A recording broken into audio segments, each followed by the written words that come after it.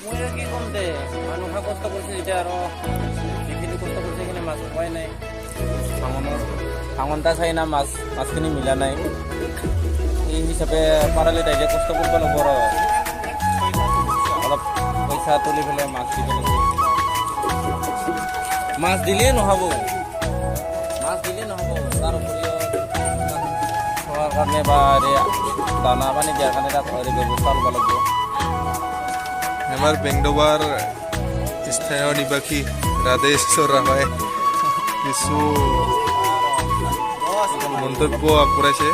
অলপ ৰাইজে কষ্ট কৰিব লাগিব ৰাইজে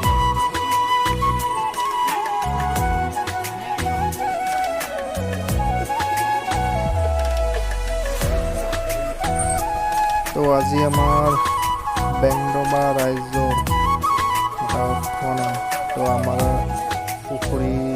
দুটা সিঁচিছিল তো হিচাপে আমি সেইখিনি মাছ পাইছিলোঁ তো আমি যিখিনি মাছ পাইছিলোঁ তো সেইখিনি মাছ আমি পগাই দিলে এতিয়া জেলিগুটি পগোৱা হৈ আছে তো আপোনালোকে দেখিছে তো